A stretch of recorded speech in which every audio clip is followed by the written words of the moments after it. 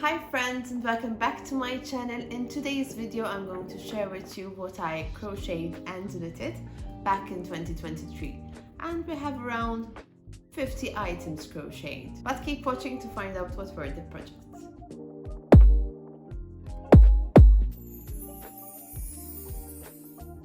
Hi friends, welcome. I hope you had a good start to your year. Happy New Year. It's 2024 and I for one don't know how we got here. It's been a race ever since the year started, so I'm trying to catch up. Anyhow, today I have a very exciting video because this is the first video I ever did reviewing what I did the year before, so I hope that you will like it. So let me know in the comments down below, and if you do like it, just thumbs up. So I have been going through my timeline and Instagram and the videos I posted here on YouTube, and I made a list of what I crocheted and knitted in the year 2023, which is last year. And I'm going to share with you today these projects that I have been working on in the past year. If you are interested in creating any of these projects that I'm going to show you, I will be going to link the videos in the description down below for you, and any patterns if they are available. So let's get started. So last year I started off the year with a project that I have brought over from the year before, 2022, and that was a blanket, a Hygge blanket, which is made out of sunburst granny squares, and it was huge. It had to fit a queen-sized bed, I believe. And so in January I was struggling to complete this blanket, to finish it in time, because it was a commission, and it was beautiful, so beautiful. Sadly I no longer have it, but it was a beautiful project nonetheless. Then I had another commissioned project, which was a bit challenging for me because I had never knitted a toy, a plush, an amigurumi, and that was the first time that I was going to do that, and that was the frog, the knitted frog. I have posted a video on YouTube just showing you the challenge that I had to go through. It was a huge learning experience. As I said, this was the first time I knitted an amigurumi, and it was fun.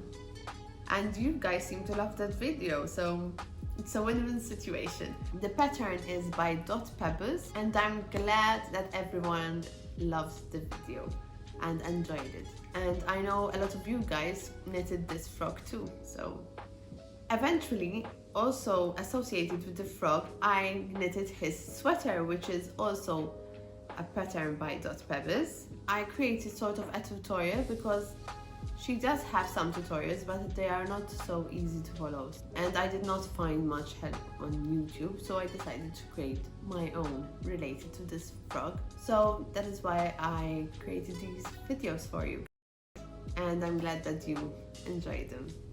I also had a quick side project, those traveling buddy projects that you do on the side whenever you have some free time. Well, I did this octopus, and it was a gift for a newborn baby, because these octopus are used for newborns and premature babies, and because of the tentacles, there's a whole theory around this octopus. So I did that. A family member had a baby last year, and I created this busy bee themed gift, which included this bee, a bee blankie, a bee rattle, and a pair of shoes to pair it up with. As I said, this was a side project, but if you guys are interested in any of these patterns, just let me know in the comments down below, and I will try to recreate these for you and create a video here on YouTube for you to follow along. Next up is a bouquet I crocheted for my mother, and it was for Mother's Day. And in this bouquet I created a video tutorial here on YouTube where I show you how to crochet the carnations, the forget-me-nots, the daisies, and the lavender, and I think also the leaves. I will link the video. This bouquet is so beautiful, and I really enjoyed creating these flowers.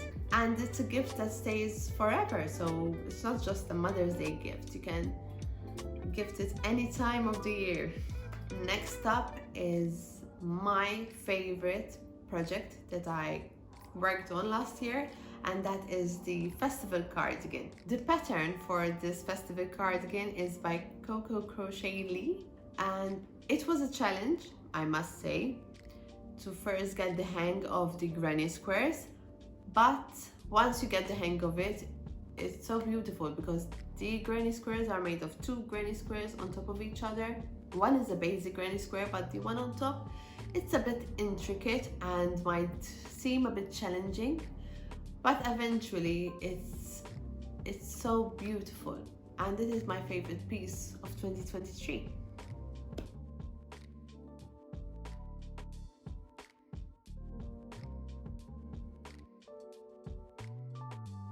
Then, moving forward, back in June, I created a reel out of some videos I had on my phone, since reels nowadays are very important. And I created a reel for a daisy top that I crocheted as a side project again, and it went viral, and I did not expect it.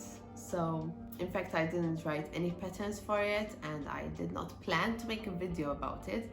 But seeing that I had so many requests for the pattern, I created a video tutorial for you guys here on YouTube, and I also have a written pattern available. And it was this beautiful daisy summer top that I created for me and my daughter. Using the same square from the daisy summer top, I created this daisy dress for my dog, and it was the cutest. She looked so good in it, and she loved it. She loved showing it around. Then it seems that I had some sort of a thing for flowers and granny squares last year, which moved into my car, where I pimped up my ride with these floral granny squares, where I created some seatbelt covers, a steering wheel cover, and the headrest covers. I still use the seatbelt covers and the headrest covers because they're beautiful and I love it. But for the steering wheel, it was a bit uncomfortable, and I decided that it was safer to remove it. But other than that, my car is still pimped up with crochet. Next up are these floral coasters that I have seen bombarding me on Instagram and Pinterest, and I had to give them a try. And these are the coasters which open up and you have a floral outline, but when you close it, it becomes the cutest floral pot. I first saw these on an Instagram called Nativity, I think that's the name, and she also has a video tutorial which I will link down below. And these coasters are so beautiful and make a very beautiful gift, and they are not very time consuming. So if you're thinking of some gifts for maybe Mother's Day or any future birthdays, it's a good gift idea. I must say I took the floral theme to heart last year, because after all these floral projects, I had one last floral crochet piece, and that is the pillow. It's a pillow I crocheted for my living room, and also this pillow has been coming up on my Pinterest board quite sometimes. And at first I saw this on YouTube, which was owned by a favorite YouTuber of mine. She had this pillow, crocheted pillow, and this YouTuber is Mia Maples, and she's amazing. I just love her vibe and everything about her. And she has one of these pillows, and I had to create one for myself. So that's the floral pillow, the last one before autumn came along. Once autumn was here, I decided to create an autumn cardigan, and this autumn cardigan was by Hygge Crochet, and this is also made out of granny squares, so it's very easy and quick to whip up. I loved the colors and the autumn vibe in general that this sweater gave, and it's fairly easy to do. Next up, I had to create an unusual project for me, and I'm not much into video games. I never owned a video game. I've always owned knitting needles, but never a video game, and I think that might make me look bad. I'm an old soul at heart. Anyhow, I had to create a figure from a video game called Red Dead Redemption, and the character was Arthur Morgan. And I gave this Funko Pop theme to it, where I created the square hat for this figure. It was a commission to be gifted to someone that enjoys collecting this kind of stuff. So I thought that the Funko Pop theme worked really well, and overall it was a challenge which I really enjoyed. I managed to create a figure without a pattern. I did, and it was very good. It felt good. So next up, it was time for some December makes, and last December I decided to create some family memories by creating a matching sweater vest. So I created a matching vest for me, my husband and my kids, and eventually I created one for my dog as well. And these vests were again very simple to make. It's just single crochet and double crochet, and I have the tutorial available here for you guys as well. And the 3 squares where I crocheted a wreath, Santa Claus and the tree, and those were worked in tapestry crochet, where I showed also a tutorial how to create these squares. But overall it was very quick and easy to make, and we really enjoyed wearing our matching vests for Christmas. And then last but not least, the biggest project of the year was something that I had been working for a very long time, and that is the Nativity Scene. I have finally posted the figures, the Holy Mary kneeling down on her knees, which is an extra special figure, and it gives it a much more religious aspect to it. Also we have Joseph and baby Jesus. I do think I might want to create a little bit more figures that have to do with the nativity scene, but so far we have the stars of the show. I have created the tutorials and also a written pattern for you guys to follow along, and I really loved how these turned out, and they created an extra special touch to our crib. And those were the projects for 2023. For 2024, I must say I have brought over 4 projects which are unfinished, but I have 2 small side projects and 2 a little bit big projects, but I'm sure I will finish in the first quarter of the year.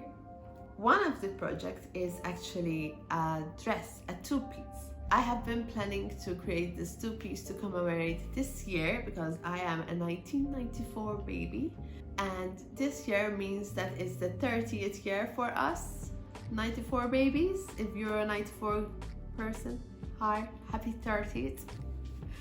We're getting old.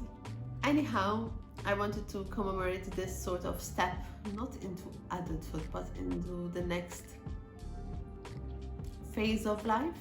Anyway, it seems like a big phase, so I wanted to commemorate this with a dress this year, and I will be posting some updates on my Instagram of how this dress is going along, and also eventually I will post a video here on YouTube. So in total this year, counting back a few side projects and everything I mentioned here, I crocheted over 50 projects last year. And that is amazing actually, because before doing this video I did not realize I crocheted so much. Mind you, this is my side project business and it's not my full-time job, so it's an achievement. So let me know how many projects you managed to finish in 2023, and what are you going to take with you in 2024, and what was your favorite. Let me know in the comments down below. And if you like this video, don't forget to like and subscribe. I will see you in the next one. Bye guys, and Happy New Year!